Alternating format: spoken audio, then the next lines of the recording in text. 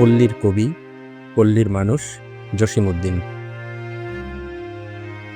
বাংলার মাটি, নদী আর মানুষের কথা, যে কবিতায় কথা বলে কান্না, প্রেম আর জীবন। আজ তার জন্মদিন। আজ পল্লী কবি জসীমউদ্দীনকে স্মরণ করছি বিনম্র শ্রদ্ধায়।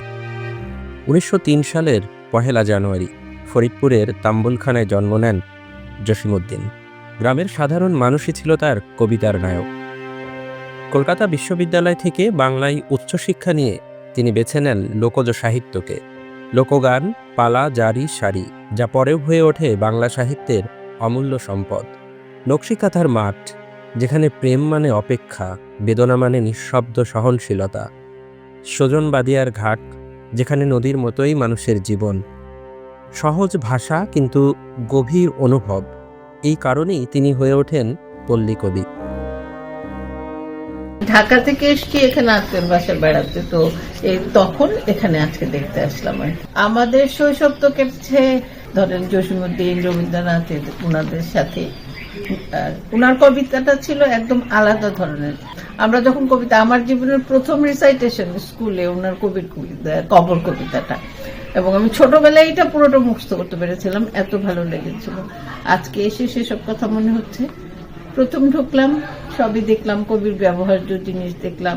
সবচেয়ে খারাপ লাগলো যে ওনাদের পিঠা মানে ঢেকি ঘরটা দেখে।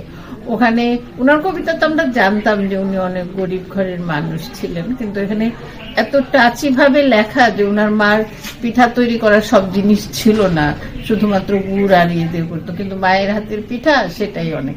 এই জিনিসটা আমাকে সবচেয়ে বেশি টাচ করেছে, এবং আমার মনে হয় এই প্রজন্ম আসলে ঢেকেই ওরা একটা দেখার মতো জিনিস হবে। ফরিদপুরের আম্বিকাপুরে কুমার নদীর তীরে আজও দাঁড়িয়ে আছে কবির স্মৃতি। আমি 15 বছর আগে যখন দেখলাম তখন বাড়িটা নোংরা ছিল, আজকে অনেক পরিষ্কার লাগতেছে, ভালো লাগছে। বসার জায়গা পার্ক টাক বানায়, ওই পিছনে যেরকম লবণ লাগে করে, তাহলে আরো মানুষ আসবি, দেখবি, সৌন্দর্য লাগবে। পল্লী কবি জসীমউদ্দীন স্মৃতি জাদুঘর। এখানে সংরক্ষিত আছে তার ব্যবহৃত জিনিস, দুর্লভ ছবি, হাতে লেখা কবিতা আর স্মৃতিচিহ্ন। এই জাদুঘর শুধু একটি স্থাপনা নয়, এটি গ্রামীণ বাংলার ইতিহাস।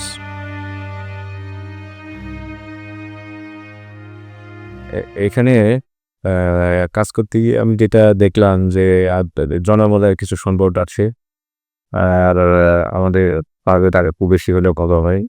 এখন এই জায়গায় আমাদের কবির বাড়ি এবং জসীমউদ্দীন জাদুঘর, দুইটা উইদারের টিকিট কাটা হয়। এটা একটা কোনো মানে ভ্রান্তি সৃষ্টি করে আমরা চেষ্টা করছি যে এটা যেন সমাধান আমাদের জন্য চেষ্টা কাজ করতেছি।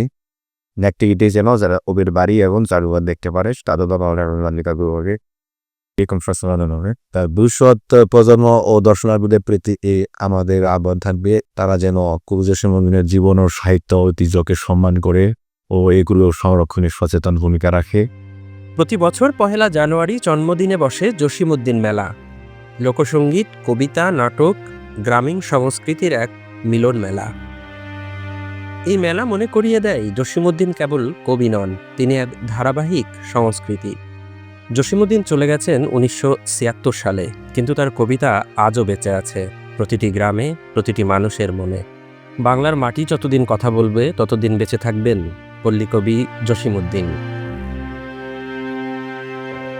ওবায়দুর রহমান, বিপ্লবী বার্তা।